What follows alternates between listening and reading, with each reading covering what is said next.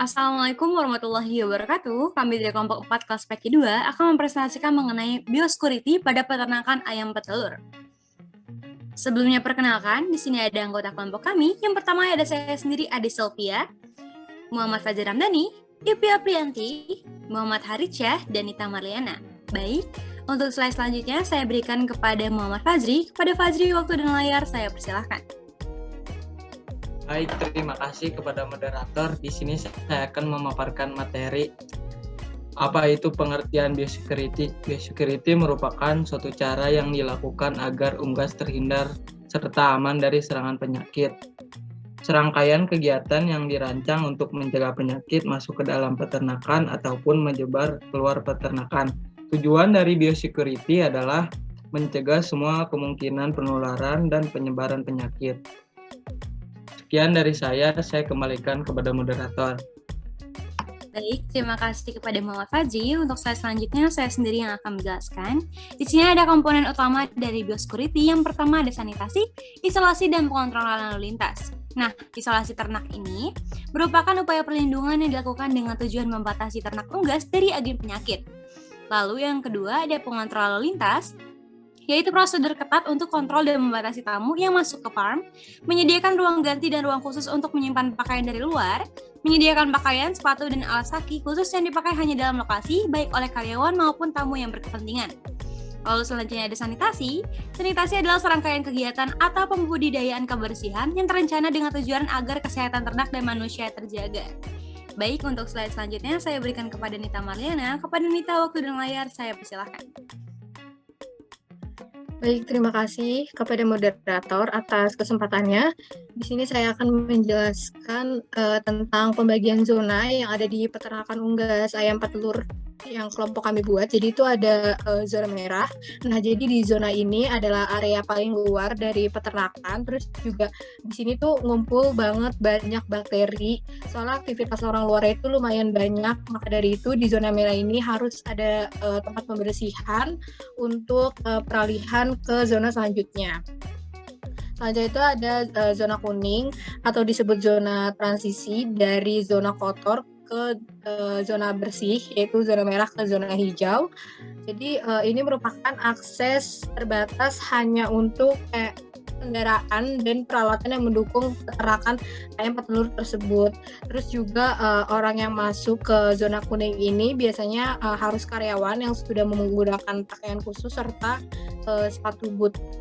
Selanjutnya ada zona hijau. Ini merupakan zona utama dari suatu peternakan karena di zona hijau ini pastinya ada kandang yang harus terhindar dari banyak bakteri gitu. Terus harus bersih zona hijau ini, dan orang yang masuk di sini dikhususkan untuk peternak ataupun karyawan yang mempunyai kepentingan mendesak saja.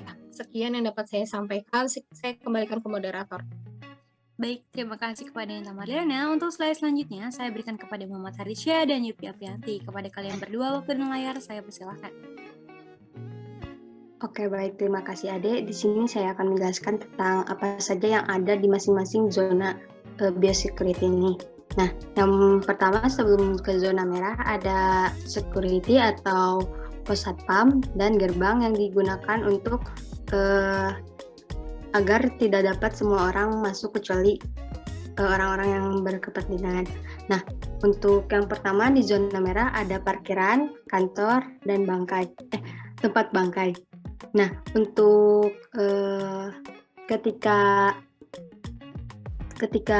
DOC masuk, nanti akan ada diseleksi dulu, dan ketika ada salah satu atau beberapa ayam yang mati dan bisa dimasukkan ke tempat bangkai. Nah, di zona merah ini kemungkinan pencemaran bibit penyakit sangat banyak karena di sini tuh terjadi seperti lokasi penerimaan DOC, lokasi penerimaan tamu seperti pembeli ayam atau telur, technical service maupun pengunjung lain seperti tetangga atau peternak lain. Kemudian masuk ke zona kuning. Di zona kuning adalah zona transisi. Nah, di zona ini dibatasi untuk kendaraan yang penting seperti truk ransum, DOC, pulet, dan telur. Nah, aksesnya itu hanya diperuntukkan bagi pekerja kandang.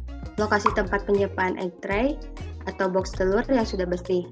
Orang berasal dari zona merah dan masuk ke zona ini harus disinfeksi, mandi jika diperlukan, dan berganti pakaian atau seragam. Nah, di dalam zona kuning itu ada mes pegawai, gudang penyimpanan, gudang peralatan, gudang pakan, dan gudang sekam. Nah, untuk selanjutnya ada zona hijau. Nah, untuk zona hijau ini merupakan wilayah yang bersih, terlindungi dari kontaminasi. Nah, untuk area ini merupakan kandang tempat tinggal ternak. Hanya pekerja kandang yang boleh masuk ke zona hijau. Untuk masuk ke wilayah ini, pekerja harus menggunakan alas kaki khusus zona hijau. Nah, sebelum masuk pun pekerja diwajibkan untuk mandi dulu dan mengganti pakaiannya terlebih dahulu. Nah, begitu pula dengan pengunjung, kecuali jika ada kepentingan khusus, misalnya tenaga vaksinasi atau vaksinator, atau technical service yang ingin mengontrol kesehatan ayam, kita dapat masuk ke zona ini setelah mengikuti prosedur yang sudah diterapkan. Berikut layout peternakan ayam kelompok kami. Kami menggunakan skala 1:500 cm dan posisi kandang dari timur ke barat. Peternakan kelompok kami menghadap ke utara. Adapun kunci dasar penerapan biosecurity di peternakan unggas. Di antaranya, batasi tamu yang berkunjung ke farm. Catat semua pengunjung yang diperbolehkan mengunjungi farm seperti pihak yang memiliki kepentingan khusus. Misalnya tenaga vaksinator atau technical service yang ingin mengontrol kesehatan ayam. Lalu yang kedua, jika membeli peralatan kandang atau mendapatkan dari peternakan lain, harus dibersihkan dan didisinfeksi terlebih dahulu secara menyeluruh sebelum digunakan pada farm tersebut. Yang ketiga, kendaraan tamu yang akan memasuki area farm harus disemprot dan rodanya harus melewati bak yang berisi disinfektan. Lebih idealnya, jika sebelum petugas atau tamu masuk ke dalam kandang, perlu mencuci tangan menggunakan sabun, mandi, menggunakan baju khusus kandang, serta menggunakan alas kaki seperti sandal atau sepatu boot khusus untuk masuk ke dalam kandang. Lalu yang keempat, menyediakan sarana celup kaki dan semprot badan. Seperti yang tadi, menggunakan antiseptik atau medisep untuk petugas kandang sebelum memasuki masing-masing kandang. Lalu yang terakhir, amankan kandang dari gangguan hewan liar seperti tikus, lalat, caplak, tungau, kumbang, dan serangga lainnya. Sekian pemaparan dari saya kembalikan kepada moderator. Baik, terima kasih kepada Yupi Aprianti dan Muhammad Harisha yang telah menjelaskan mengenai zona biosecurity. Mungkin sekian dari kelompok kami, kurang lebihnya mohon maaf. Wassalamualaikum warahmatullahi wabarakatuh.